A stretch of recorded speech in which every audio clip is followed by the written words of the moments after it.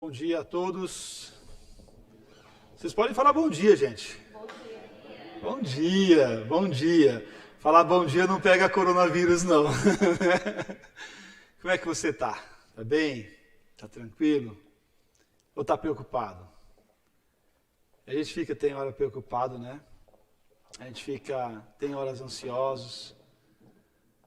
Talvez você, ao ver que teria culto, você foi lá no teu guarda-roupa, observou aquela roupa a domingueira, né? E você viu que ela pegou bolor e encolheu, né? E você foi vestir e ela não servia mais, né? Porque ela pega bolor quando fica no guarda-roupa tanto tempo, né? E encolhe, né? E a gente vê, aí que a gente vê, nossa, mas como que bolor faz mal para a roupa? Né? Encolhe a roupa tudo. Encolhe a roupa tudo. Se vocês quiserem sentar aqui, vocês podem sentar ali, ó. Isso não está vazio, mas também não está tão cheio que vocês precisam ficar aqui. Tá joia? Ficam à vontade. Aí eu posso ver vocês de frente, né? E vocês que estão aí em casa, permaneçam em casa seguros e tranquilos. E se Deus permitir, logo poderemos estar em nossa casa, na casa do nosso Pai, cultuando e adorando o nome do nosso bom Deus. Não sei se você conseguiu fazer a conta de quanto tempo nós estamos sem vir à igreja. 5 meses? Ou 140 dias? 140 dias. 140 dias. Se nós não tivéssemos culto hoje seria o 20º domingo sem culto presencial. Graças a Deus que não somou o 20º, né? Nós só ficamos no 19º, sem culto presencial. O que isso simboliza na sua vida? Que marco causa isso no seu coração? O que simboliza na tua vida espiritual? O que isso simbolizou na sua vida espiritual sem estar vindo à igreja? Eu vou fazer uma pergunta mais pessoal ainda. O que você sentiu ao chegar no portão da igreja e começou a subir aquela rampinha, né? E deu a voltinha e você viu ali, primeiro já o nosso diácono Mansi lá com aquela pistola apontando para a tua testa para conferir a tua temperatura, né? Você já dá um impacto assim, né? Um homem forte daquilo ali na porta, lá já esperando você, né? O que você sentiu com isso? Mas eu quero perguntar para você, o que você sentiu quando pisou aqui? Eu fiquei ansioso, gente. Eu já não dormi direito, esqueci a câmera que ficou lá em casa. Quando chegou aqui perto, eu tive que voltar para buscar a câmera porque eu esqueci. Eu falei, nossa, eu estou parecendo que estou indo pela primeira vez para o culto para pregar. Estou nervoso, estou ansioso. Sabe por quê? O marco que isso causa em nossa vida. O marco que estar na casa de Deus, junto com os irmãos, causa em nossa vida. O que passar por essa tempestade, por essas lutas, causa em nosso coração. E minha oração é que em nome do Senhor Jesus, esteja causando, impactando a tua vida, seja aqui na igreja ou seja aí na tua casa. Que esse tempo de distanciamento da casa de Deus, dos irmãos, a comunhão com os irmãos, venha causar um impacto. Que ao atravessarmos, chegarmos do outro lado, a gente chega diferente. Nós venhamos chegar impactados com a graça e com o amor de Deus. E para a nossa meditação nessa manhã, eu convido você a abrir lá em Mateus, capítulo 8. Nós vamos ler do versículo 23 ao 27. Mateus, capítulo 8, do versículo 23 ao versículo 27.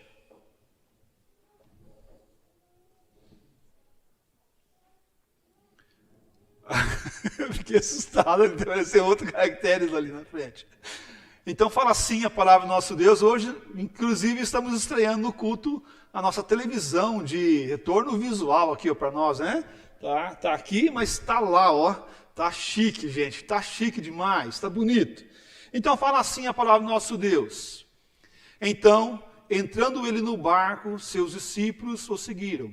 E eis que sobreveio no mar uma grande tempestade, de sorte que o barco era virado pelas ondas. Entretanto, Jesus, o quê? Dormia. Jesus dormia. Mas os seus discípulos vieram acordá-lo, clamando: Senhor, salva-nos, perecemos. Perguntou-lhes então Jesus: por que sois tímidos, homens de pequena fé? E levantando-se, repreendeu os ventos e o mar, e fez grande bonança. E maravilharam-se os homens, dizendo: quem é esse que até o vento e o mar lhe obedecem? Segura esse versículo, vamos falar todos juntos. E maravilharam-se os homens, dizendo: quem é esse que até os ventos e o mar lhe obedecem? Quem é esse que até o vento e o mar lhe obedece? Até aí. Quem é esse que até o vento e o mar lhe obedecem? Eu quero meditar com o tema: ao passar por tempestades, lembre-se de quem é Jesus.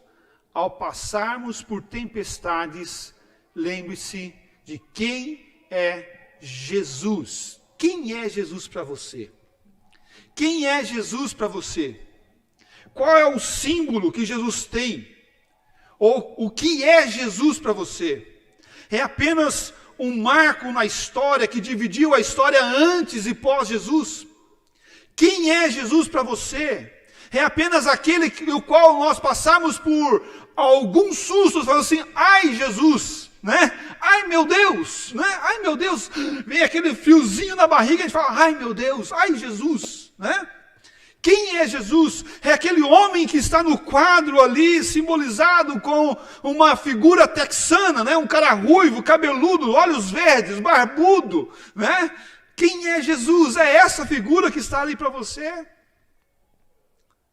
Ou Jesus é apenas um referencial? Alguns falam que Jesus é um grande profeta. Um grande profeta. Veio um homem grande, assim como Moisés, assim como o pessoal do Velho Testamento. E é um grande profeta. Mas quem é Jesus para você? Porque Jesus ele pode ser apenas uma figura ilustrativa.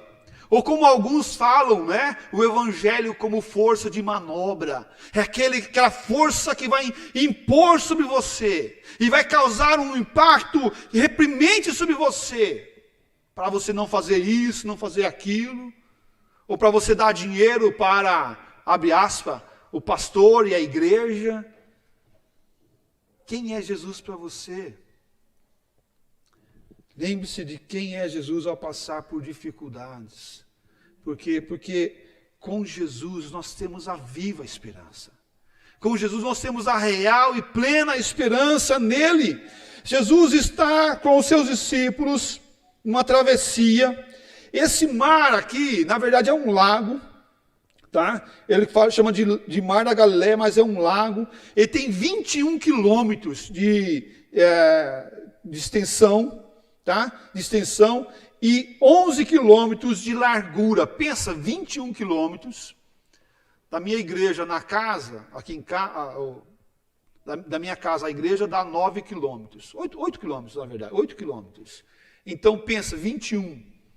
Vai, volta e mais metade. Né? E mais metade, se minha conta está certa. Mais 11 quilômetros de extensão. Dá para mim... A largura dele dá para mim ir na minha casa e quase voltar até metade. É um lago muito extenso. Havia tempestades, ou ventos que vinham das montanhas, ventos gelados que vinham das montanhas, que descia e encontrava com aquela atmosfera quente, porque aqui... Esse lago fica a 212 metros abaixo do Mediterrâneo. Então ele está numa grande depressão. Ali cria uma estufa e o vento gelado vem das montanhas e depara com o ar quente. O que acontece? Há uma forma sísmica aqui. e causa uma transformação, uma tempestade corriqueira naquela região. Mas aí você pode estar falando, mas pastor, você está tentando explicar a tempestade.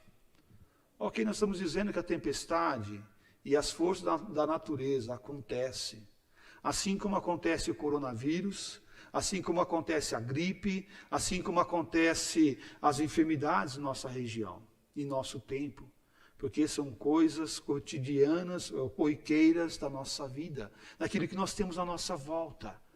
Mas o impacto que isso causou na vida desses homens foi diferenciado por causa da presença de Jesus. Ao passar por tempestades, lembre-se de quem é Jesus, porque Jesus é o Deus encarnado.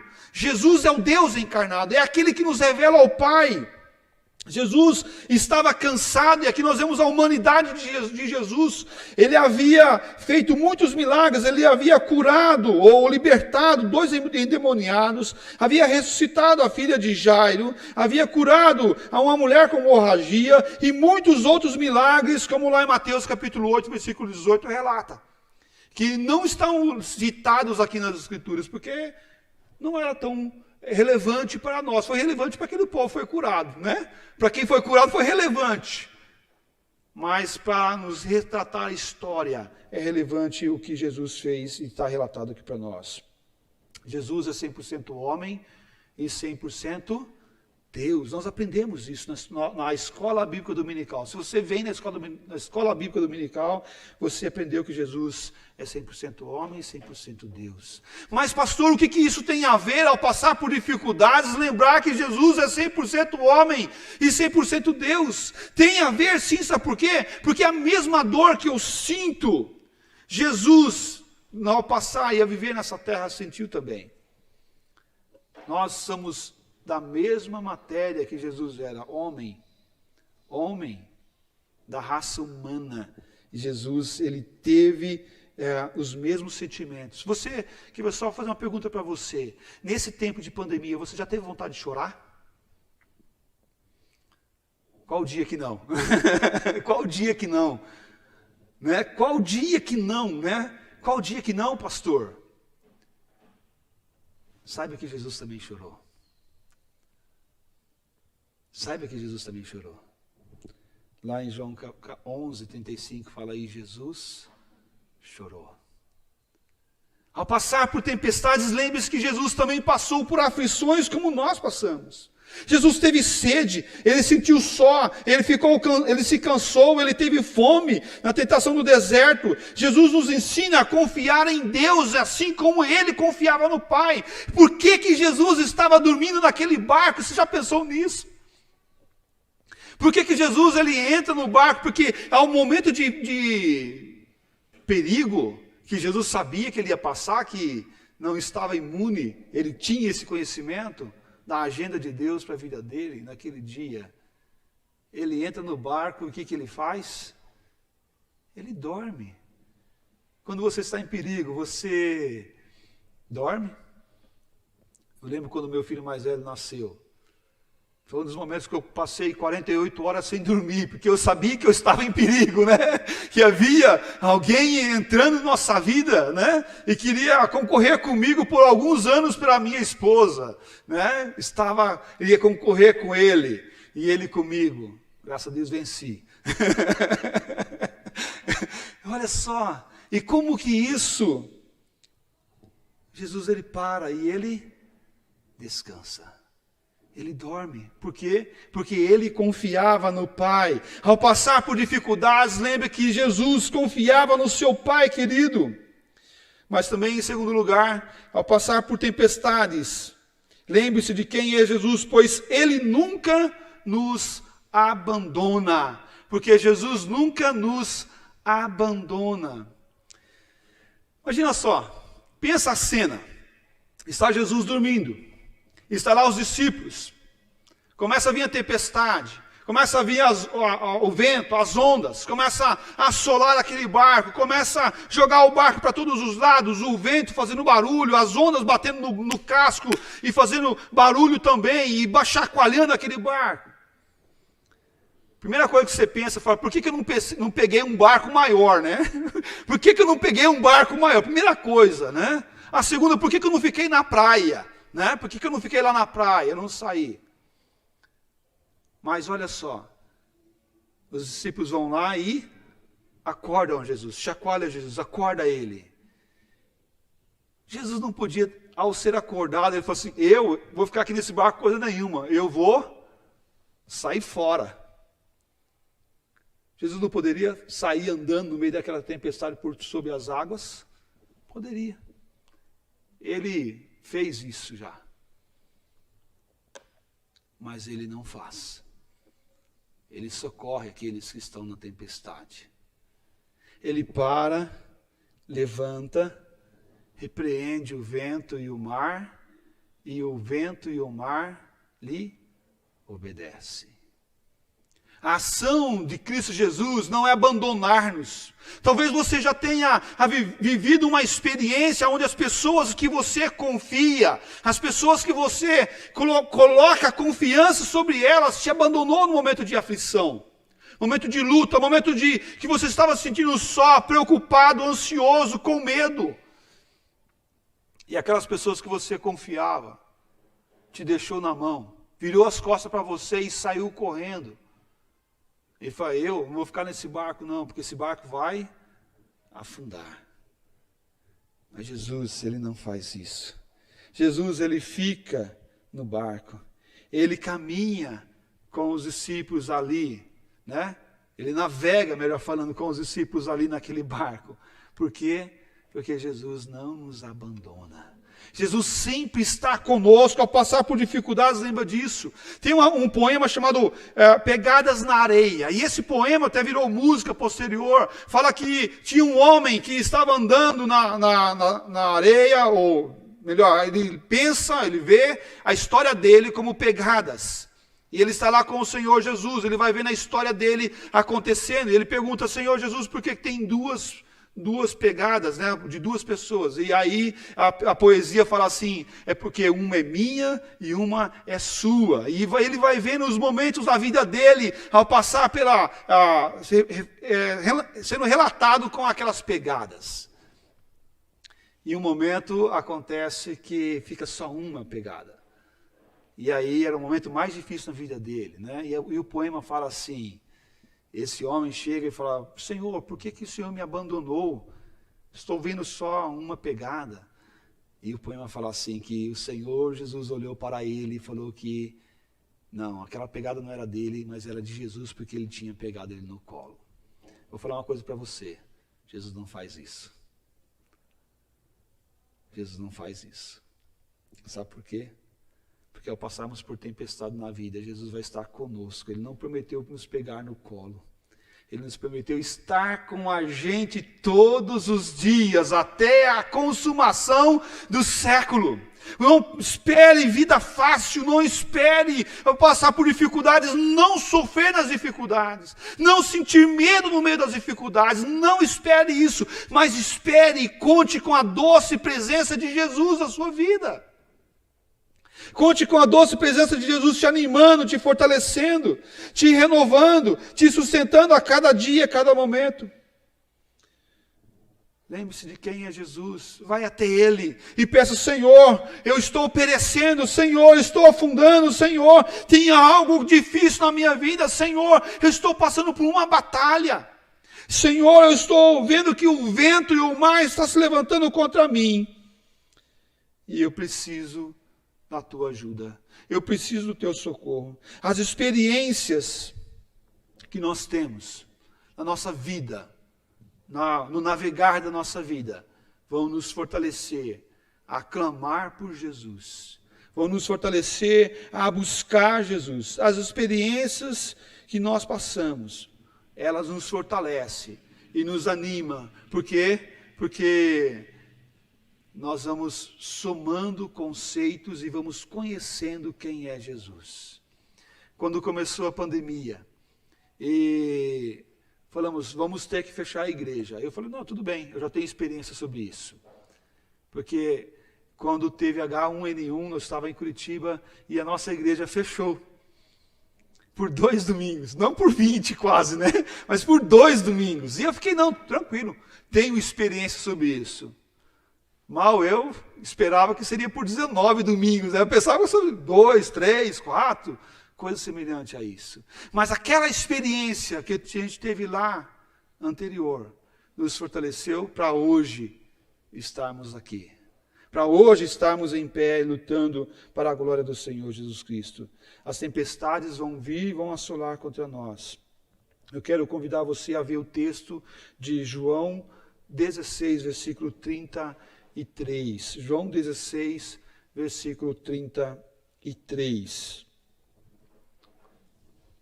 Fala assim: tenho-vos dito isto, para que em mim tenhais paz. No mundo tereis aflições, mas tende bom ânimo, eu venci o mundo. Mas tende bom ânimo, porque eu venci o mundo. Tenho-vos dito isso. Isso foi dito, para quê? Para passar, para sabermos que no mundo nós vamos ter aflições. Ele disse isso para a gente continuar firme, lutando para a glória do Senhor. Ele propôs dizer isso para que nós tenhamos paz, para que venhamos saber que o mundo vai ter aflição e para nós não desanimarmos ao passarmos pelas lutas e pelas aflições. O Senhor é a nossa força, o Senhor é o nosso socorro, o Senhor é o nosso refrigério a cada dia e a cada momento. Mas também ao passarmos por tempestades, lembre-se, em terceiro lugar, que quem é Jesus, pois mesmo com uma fé pequena, podemos chegar até Jesus e pedir socorro.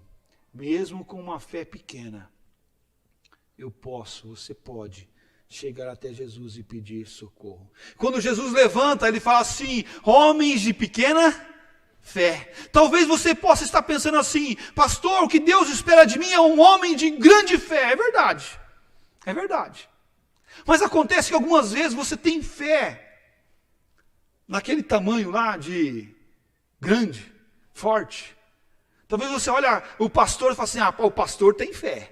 É um homem de fé. Eu vou pedir para ele orar por mim, porque ele é um homem de fé. Né? Talvez você olhe para aquela irmã, aquele irmão, que você olha assim e fala: aquele homem transborda a fé pelos poros, né? Ele está saindo fé pelos poros. E os discípulos aqui, eles têm fé, será? Mas eles estão andando com Jesus, eles estão vivendo com Jesus diariamente.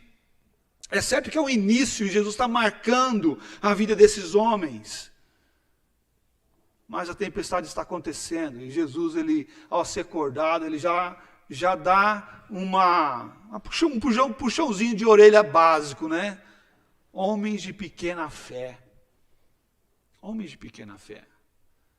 Talvez você esteja achando que a tua fé é pequena também. Mas sabe que uma coisa tão maravilhosa nisso é que a fé vem de Deus. E a base da nossa fé não está em nós, está em Deus. E ao olharmos para o Senhor Jesus, é Ele que sustenta-nos com um braço forte. Quando nós olhamos para o Senhor Jesus, e nós podemos até estarmos com uma fé pequena, uma fé amadurecendo ou sendo fortalecida pelas dificuldades.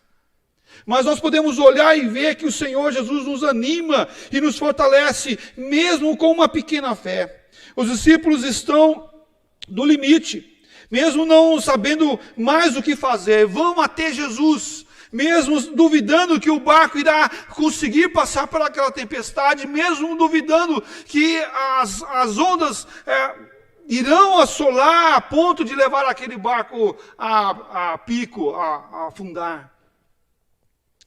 E eu já passei por tempestades a pé, já peguei tempestade a pé, já peguei tempestade de bicicleta, já peguei tempestade até de carroça, de carro, de ônibus e de barco. As mais assustadoras foi a de carroça, porque foi uma chuva com pedra. Eu era criança, e eu lembro que nós descemos da carroça e ficamos debaixo da carroça. E a mãe segurando a rédea, para o cavalo não sair, e as pedras assolando o assoalho daquela carroça, de forma muito forte. E eu com medo, e a mãe com medo do cavalo sair correndo. A gente lá em Santa Isabel do Ivaí, na minha terra onde eu fui criado. Graças a Deus o cavalo ficou quietinho. E a gente só via ele mexendo o couro por causa das pedras que estavam assolando ele ali. Mas a mais terrível foi passar a tempestade no barco. Você segura no que no barco? Segura o que no barco? Tudo mexe, tudo balança. E no barco, ainda lá na região amazônica, porque a gente fala assim, se você afundar na região amazônica, no rio Madeira, no rio Amazonas, primeiro que o rio é muito largo, você tem a chance de afundar e morrer de qualquer forma. Segundo, que tem jacaré no rio. Tem jacaré no rio. Tem um peixinho que chama candiru, que é desse tamanho assim, que ele entra pela boca, pelo nariz, pelo ouvido. Então, se você não morre com o jacaré, você pode morrer com o candiru, que começa a te comer por dentro.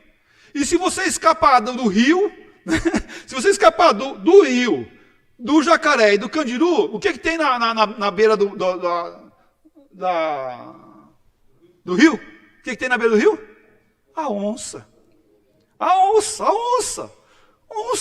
coisa básica, onça, né? Onça, coisa básica. É terrível passar por tempestade no barco. Mas lembre-se que mesmo com uma pequena fé, você pode chegar até Jesus. Mateus capítulo 6, versículo 30, fala assim, ora, se o Deus veste assim a erva do campo, que hoje existe e amanhã é lançada no forno, quanto mais a vós outros, homens de pequena fé, quanto mais vós outros, homens de pequena fé. Se Deus faz isso com as flores que são lançadas, quanto mais Deus vai cuidar de você, homem de pequena fé. Mateus capítulo 16, versículo 8, fala assim, percebendo-se Jesus disse, porque discorreis entre vós, homens de pequena fé, sobre o que é pão?